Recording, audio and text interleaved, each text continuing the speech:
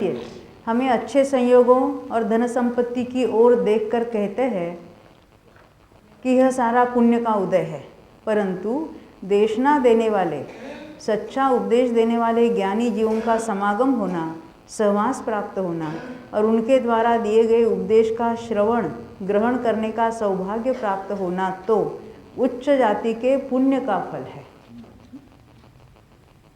देखो, ये जो कहते हैं सीढ़ी के लिए देशना है कि नहीं पूछते हैं, परंतु ये सीढ़ी का निषेध नहीं हो रहा है, क्योंकि आज के तारीख में जो सर्वोत्कृष्ट उपदेश हमें गुरुदेव के द्वारा, क्योंकि सरल करके हमारे अपने जो कल्याण की बात है वो उन्होंने सरल करके समझाई है, और वो आगम ग्रंथ को ही उन्होंने सरल करके बताया है, समझ। तो उसको सुनना ही चाहिए, उसी में तत्व निर्णय तक पहुंचना चाहिए। हो सकता है पूर्वभव की देशना लेकर भी आए, होगी नहीं होगी, ये निमित्त हो जाएगा उस समय। यानी किसी उपदेश का निषेध नहीं है, उस उपदेश की सत्यता को हम पहचानना है, और ये उपदेश भी उन्होंने कुंदकुंदाचार्य के ग्रंथों में से ही दिया है। उसको हम अभी तो ऐसा ही उसको उस रूप से ग्रहण करें कि ये आचार्यों का उपदेश उन्होंने सरल करके हमको बताया है। वो तो ज्ञानी स्वयं तो थे ही थे, तो उन्होंने ये उपदेश हमें दिया है, इस तरह से उसको ग्रहण करना। यानी यहाँ किसी को किसी सुनने पढ़ने का निषेध नहीं है।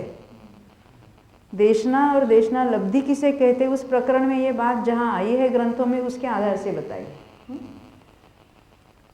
शास्त्र के कथनों का गलत अर्थ बताने वाले और अपनी मति कल्पना से चाहे जैसा उपदेश देने वाले व्यक्तियों की भी कमी नहीं है।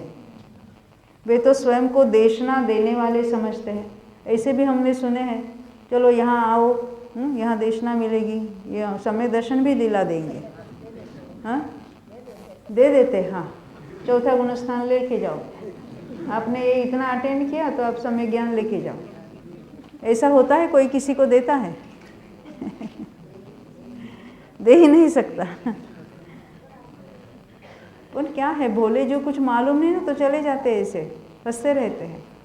ये विवेक हमको होना चाहिए। तो कोई स्वयं को देशना देने वाले समझते और दिखावा तो ऐसा करते हैं मानो दुनिया के कल्याण के लिए उनका अवतार हुआ है।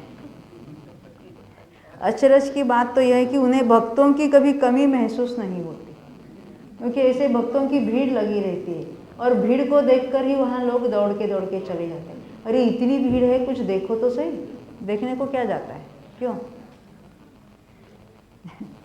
उनके पीछे लगकर अविवेक से प्रवृत्ति करने वाले लोगों को देखकर ख्याल आता है इनकी होनहार कुछ ठीक नहीं है। उनको मत जाओ कहने से कोई नहीं, उनकी होनहार जैसी होगी वो स्वयं वैसे उनके बुद्धि भी होगी, उनकी निमित्त भी मिल जाएगी।